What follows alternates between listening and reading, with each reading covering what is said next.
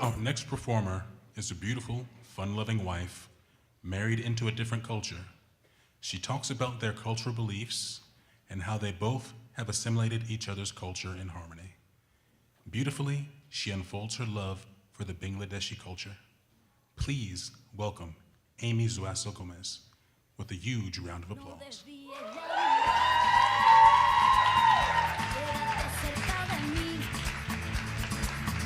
मुझको बाहों में तुम घेरो समझी ना सेñorita चाहत के दो पल भी मिल पाए दुनिया में है क्या दो पल को दो आओ खो जाए पूरे हम होता हम है क्या señorita सुनो सुनो señorita कहते हैं हम क्या I'm a first-generation American, which means my family migrated from El Salvador, and I was first born in the US. My husband was born in Bangladesh with his family, and he migrated to the US when he was 5 years old. It always baffles me to think that our families came from so far away, yet somehow we ended up in Woodbridge, Virginia, where our love story begins. Anthony and I met my senior year of high school, and we dated for many years before we started talking about the serious commitments of marriage and engagements. But going into it, we always knew it would be a little complicated due to cultural roots, expectations, and the expectations that he would one day marry a Bengali Catholic woman. I am not Bengali, and I'm not Catholic, but the foundations to our relationship was strong enough that we knew we could handle this and what was ahead. A few cultural things that I found very interesting as I was getting to know the culture and his family was the custom of eating everything with your hands. So Salvadorians, our traditional dish is pupusa, so we eat that with our hands, but outside of that, we don't. Also, being referred to as the friend to all the elders, even though I was his girlfriend. So that was a little weird. How spicy the food always was, even when I was told it wasn't spicy. Calling all elders auntie and uncle, even though they weren't my aunts and uncles. But it made it really easy not to have to learn everybody's name at once. So now jumping ahead to the wedding planning. I thought I knew what I was getting into, but I really had no idea. I wanted a small 200-person wedding, something intimate, but quickly realized what came with a cultural wedding. Our guest count totaled 420 people across a 3-day span of events leading up to the wedding. To my friends, this number was just out of this world, but I do come from a large family, and when I was growing up, my quinceañera, we had 300 guests. So my family knew it would be big, but my friends were kind of, what's going on? I started making jokes to my friends and coworkers, telling them that they should start working on their resume and bring it to the convention, our wedding, so that they can network and maybe get a new job. I would say, aside from the stress of planning a giant wedding without an official wedding planner, the wedding festivities were fun, colorful, and full of love. I really grew to love and appreciate Anthony's culture. Since he was raised and lived most of his life in America, it was a learning experience for both of us. So we were both asking a lot of questions, what things meant. The one thing I wasn't expecting that really caught me by surprise was being really spoiled by my in-law family. They started buying me things. They bought me clothes. They bought me saris and jewelry and gold. That caught me by surprise because I asked Anthony, I was like, are you guys rich?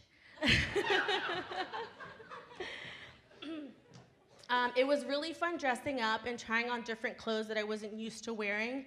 Definitely wearing a sari for the first time was an experience in itself. But I remember telling my sisters-in-law that when I tried on my guy hooded outfit that I really felt like royalty. We kick off the wedding event planning with our Mendi night, which translates to a henna night. It was really fun having my friends and family dress up and get henna and really immerse themselves into the culture. I had a henna done in the past, but nothing like the beautiful henna prints it took up both of my arm sleeves. The second day of the wedding festivities was the Gai Halud, which we always refer to it as the yellow party. It's a pre-party wedding event to get the bride and groom ready for the big day. So all your guests come up to the stage where you're sitting, and there's a bunch of sweets and food. They pick up one and they feed you, and then they get some of this yellow paste that's turmeric, and they place it on you. Okay, so some people will put it on your arm, some people would choose to put a lot of it on your face. I was definitely worried about the paste because I had no idea what to expect. My family and I really enjoyed the grand entrances, so he walks in with his family, and I walk in with my parents and my siblings as well. But the turmeric paste was definitely really traumatizing. I ended up with a lot of it on my face. I had to leave the stage, wipe off all my makeup, and get it redone during the party, which sucks because I missed the dance performances. So if you go to a Gai Halud, just put it on their arm, okay? Don't put it all over their face. When the big day came, I was very nervous, like extremely nervous. I had to worry about falling. What if people don't come? What if people don't have fun? But on top of that, the concerns that comes with a blended wedding. Is the DJ gonna do a good job mixing Spanish music, American music, and Desi music? Will both caterers be set up with Indian food, your traditional wedding food, and will the guests like both? Will the food be too spicy for them?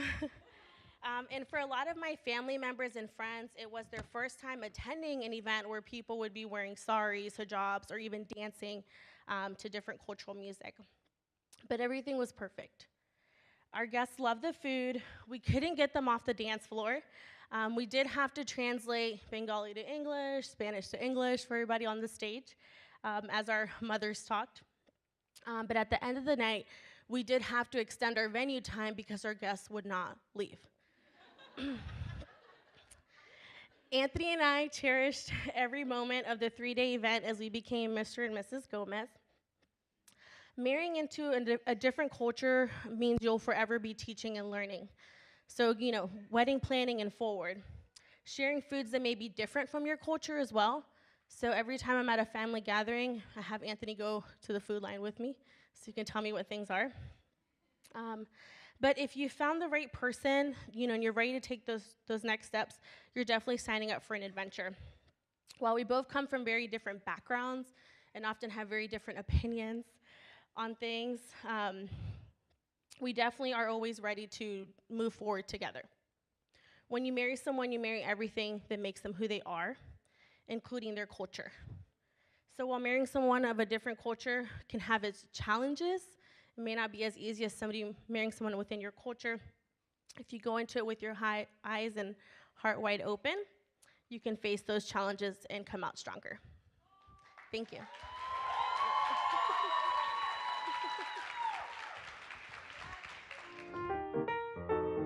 So here you go. Bari kinle bhaijan ke call diyen. You know who he is, right? Huge round of applause for Kamrul Khan Lincoln. And then the next is Tawfiq Mateen. Call him if you need mortgage from the Commonwealth Mortgage. Then we have Dr. Faisal Islam. A huge round of applause for this mentor who's helped us through today. And then thank you so much for sponsoring this event and being with us tonight. And then our technical sponsors, of course, KPAG, for making all this lights, sounding, and everything sounding like a dream come true. And thank you so much.